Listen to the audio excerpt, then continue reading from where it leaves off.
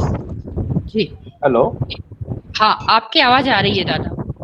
ठीक है, ठीक है। आप सबका धन्यवाद, जोहार। और आज ये विश्व पर्यावरण दिन के उपलक्ष्य में ये जो वेबिनार का आयोजन किया है उसके लिए आयोजक का मैं आभारी हूँ। और हम आज के दिन इस दिन को कैसे यादगार बना सकते हैं, इस दिन को कैसे अर्थपूर्ण बना सकते हैं, वो मैं मानता हूँ कि हमारे लिए बहुत ही महत्वपूर्ण है। हमारे पूर्व वक्ता उत्पल भाई और इसके बाद जो वक्ताएं हैं तो बहुत अच्छी बातें बताएंगे। मैं ये हमारी पर्यावरण के प्रति हमारी जो सोच है, खास करके आदिवासी समाज की, और उससे पर्यावरण कैसे बचता है और पर्यावरण का संवर्धन कैसे होता है, तो उसके बारे में मेरी जो सोच है उसकी बात करूंगा। हम मानते हैं कि पर्यावरण के प्रति देखने का और पर्यावरण को समझने का जो तरीका होता है या दृष्टिकोण होता है, वो पर्यावरण का संरक्षण के लिए, प्रकृति के संरक्षण के लिए बहुत ही महत्व रखता है। अगर हमें पर्यावरण के जो अलग अलग तत्व है, जैसे पेड़ है, पहाड़ है, पानी है, उसके साथ अपना जीवन दिखता है, उसके साथ अपना अस्तित्व दिखता है, तो हमारा उसको देखने का तरीका बदल जाता है। और सभी साथियों से मेरा एक अनुरोध है कि अपना माइक अनम्यूट कर ले। अगर हम उस पेड़ को, पहाड़ को, पत्थर को इनकम के माध्यम समझेंगे, उसमें से कुछ इनकम को देखेंगे, तो उसको देखने का, उसके साथ व्यवहार करने का हमारा तरीका चेंज हो जाता है। और अगर उसको देखने का तरीका, अगर उसमें से कुछ पाने का होता है, हम उसका निबंध निकालते हैं। और अगर हमें हमें लगता है, हमारी सोच है कि पर्यावरण के साथ हमारी जिंदगी, हमारा अस्तित्व देखना, उसमें से दोहन करते हैं। मुझे लगता है ये दोहन और शोषण दो शब्द का थोड़ा विस्तार से स्पष्टीकरण करना चाहिए। अगर एक बच्चा है, वो माँ से दूध पीता है और बड़ा होता है, तो वो माँ का दूध का दोहन करता है। अगर वो बड़ा होकर के उस माँ के आंचल को चबा के खाने की बात करेगा, तो वो उसका शोषण कर रहा है और वो शोषण करता है। तो ये शोषण जो है, वो और दोहन में बहुत फर्क है। तो हमारा जीवन का तरीका, हमारी सोच प्रकृति के दोहन की हो, तो हम उसके साथ संतुलन कर करके, बैलेंस करके उसके साथ हमारी जिंदगी बनाएंगे। और अगर शोषण करना है तो हम उसको, उसका निकंदन निकालेंगे। तो मुझे लगता है कि हमें ये दोहन वाली सोच, सह अस्तित्व की सोच को बढ़ाना चाहिए, उसके बारे में बात करनी चाहिए, उसके बारे में लिखना चाहिए, उसके बारे में अ, उसके लिए कुछ काम करना चाहिए। मुझे इसमें आदिवासी जो पहचान है, आदिवासी जीवन शैली, उसकी बात करनी है। हम देखते हैं कि आदिवासियों का आस्था स्थल है, उनके देवता है, और द प्लेसेस ऑफ वर्शिप है, वो कोई कंस्ट्रक्टेड प्लेस नहीं है, उस वो बांधकाम वाली जगह नहीं है। कि वो ना मंदिर है, ना मस्जिद है, ना और कुछ है। वो पेड़ के नीचे रखे हुए कुछ प्रतीक है, जो लकड़ी से बने हुए, पत्थर से बने हुए, मिट्टी से बने हुए हैं, और उसकी हम पूजन करते हैं। उससे हमारी सोच ये है कि हम प्रकृति के साथ रहने वाले लोग हैं, प्रकृति के साथ हमारा संवाद होता है।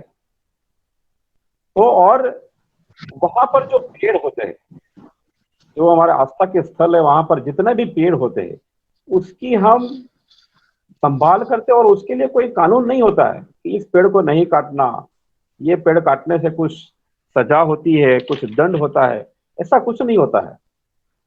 लेकिन हम हमारा हमारा उसके साथ संबंध ऐसा है कि हम उसको नहीं काटते हैं। इतना ही नहीं, हम उसकी जितनी हो सके इतनी सुरक्षा करते हैं, केयर करते हैं। तो ये एक सोच है, जिस सोच के आधार पे हम लगता है कि इस बार का जो यूनो का विश्व पर्यावरण दिन का जो थीम है, रेस्टोरेशन ऑफ इकोसिस्टम, उसके बारे में हम कुछ काम कर सकते हैं, उसके बारे में हम सोच सकते हैं। उसके लिए मैं मेरा एक गांव है, उस गांव की एक कहानी बताऊंगा। कहानी नहीं, जिसमें हमने कुछ काम किया है, उसके बारे में बात करूंगा। मेरा गांव है गुजरात में, छोटा उदेपुर में, मोटी सटली।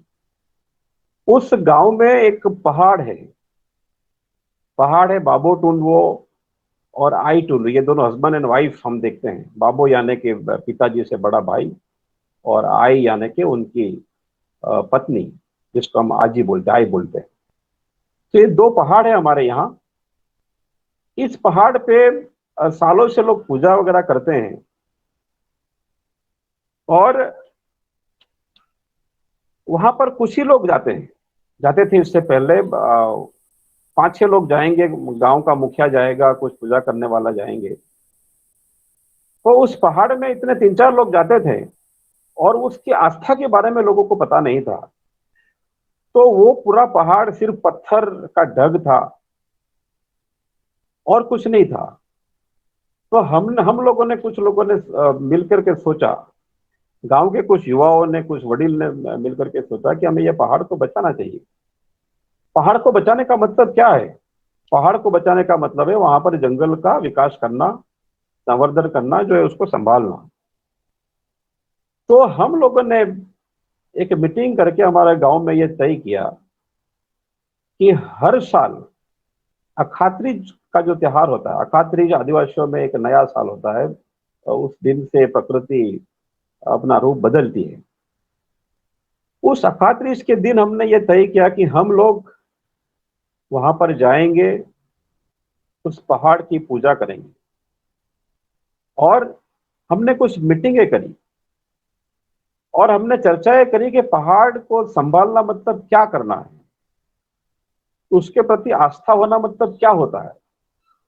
और हमारे ज्यादातर निरक्षर गांव के लोगों ने ये सोचा कि पहाड़ का संभाल करना, उसके प्रति आस्था होना, जंगल के प्रति आस्था होना, यानी कि वहां पर पेड़ पौधे का संरक्षण करना, उसको नहीं काटना, उसकी संभाल रखना होता है। तो ये मैं 2004-5 की बात कर रहा हूं। तब से हम लोगों ने हर अखात्रीज को उस पर्वत के ऊपर जाने का शुरू किया।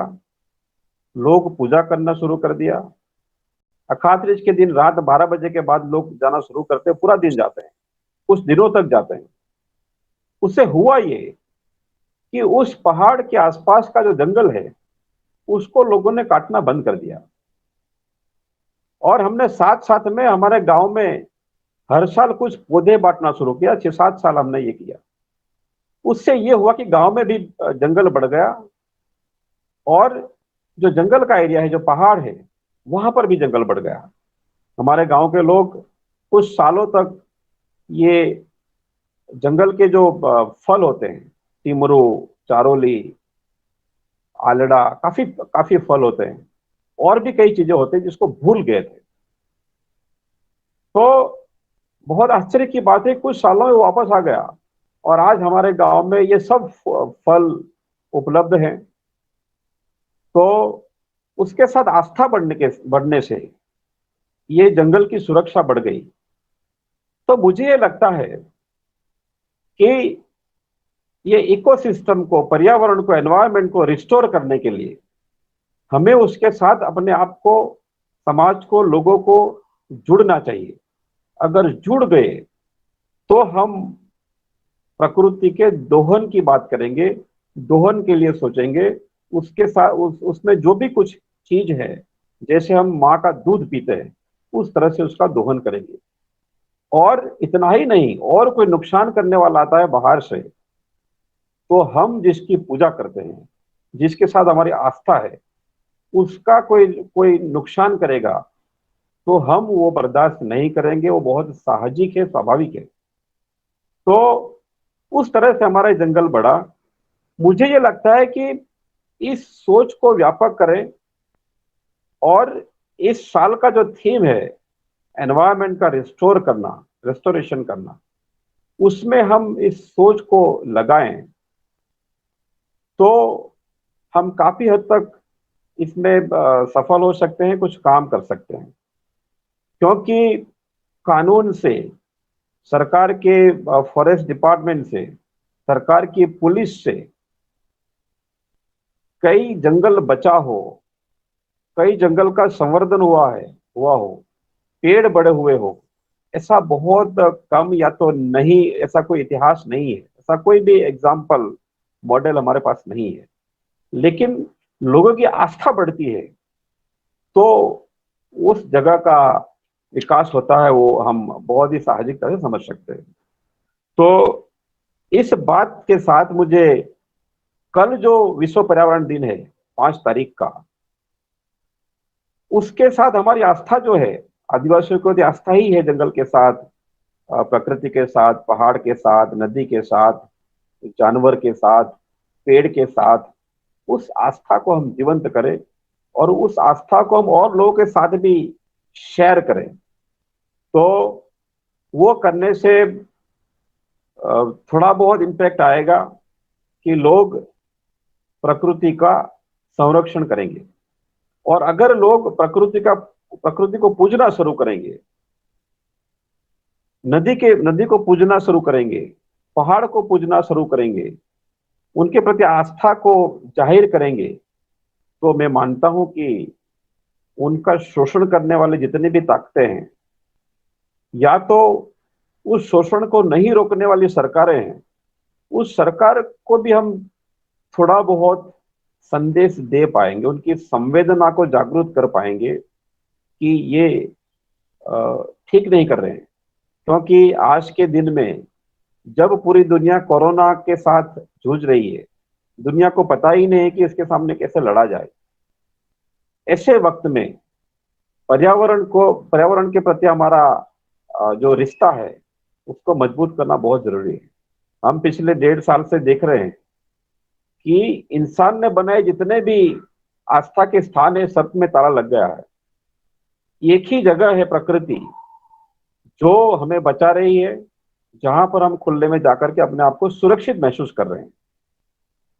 और मुझे ये भी कहना चाहिए कि इस बार ये सेकेंड वेव जो आया, हमारे गांव में जितने भी लोग अच्छे हुए हैं उसमें से 90%, 80% लोग अस्पताल से अच्छे नहीं हुए। वो जंगल की जड़ी बूटियों से, जंगल की और कुछ जो चीजें आती है उसका उपयोग करने से अच्छे हुए। तो अगर जंगल नहीं होता है, हमारे रिश्ते उनके साथ नहीं होते हैं, तो ऐसी महामारी में हम बहुत कम बच सकते हैं। तो इसलिए मैं बता रहा हूं कि कल 5 जून विश्व पर्यावरण दिन के अवसर पर हम हमारे आसपास जितने भी पर्यावरणीय स्थल है, कहीं नदी है, कहीं पहाड़ है, कहीं पेड़ है, और कहीं ऐसी कोई जगह है जो पर्यावरणीय है, उसकी सामूहिक पूजा करें, पूजन करें। और ज्यादा से ज्यादा लोगों को उसमें जुड़े। ये करने से काफी लोग पर्यावरण के महत्व को समझेंगे, उसके प्रति आस्था जागृत हुई। क्योंकि पर्यावरण के प्रति मनुष्य की आस्था, स्वभाव मूलतः उसकी आस्था है। मनुष्य कभी भी पर्यावरण का दुश्मन नहीं हो सकता है, लेकिन उसके साथ जो अटैचमेंट है, उसके साथ की जो भावनात्मक संबंध है, उसको तोड़ दिया गया है। अभी की जो व्यवस्था है, आर्थिक व्यवस्था, उससे ये टूट गया है। तो उसको जोड़ने के लिए हमें ये सामूहिक पूजन का कार्यक्रम करना चाहिए। मैंने कुछ साथियों से बात करी है जैसे हमारा छोटा उदयपुर में कुछ साथी, यहाँ की औरसंग नदी है जिसके ऊपर बहुत खनन हो गया है, इतना खनन हो गया कि अभी वो नदी ही नहीं दिखती है, वो कोई माइनिंग साइट दिखती है। उसकी हम कल पूजा करेंगे। और हमने और कई साथियों से बात करी है जो कहीं पहाड़ की पूजा करेंगे, कोई पेड़ की पूजा करेंगे। और इस वेबिनार के माध्यम से अगर मेरी बात अगर मैं समझा पाया हूं और हमारे जो श्रोता है, हमारे और भी लोग हैं, उनको भी ये सही लगता है कि हमें भावनात्मक तरीके से हमारे पर्यावरण के साथ जुड़ना चाहिए। वो हमारा कंपेनियन है, हमारा हमारा उसके साथ लाइफ है। उसको मजबूत करने के लिए उसकी पूजा करनी चाहिए।